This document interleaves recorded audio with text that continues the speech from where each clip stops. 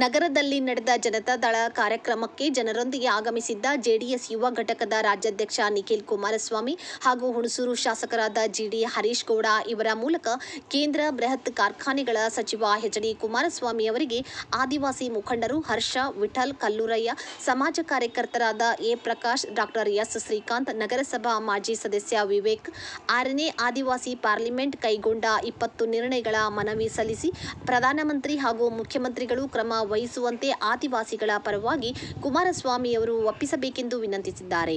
ಮನವಿ ಸ್ವೀಕರಿಸಿದ ನಿಖಿಲ್ ಕುಮಾರಸ್ವಾಮಿ, ಆದಿವಾಸಿಗಳ ಮನವಿಯನ್ನು ಕೇಂದ್ರ ಸಚಿವರಿಗೆ ತಲುಪಿಸುವೆ ಎಂದರು.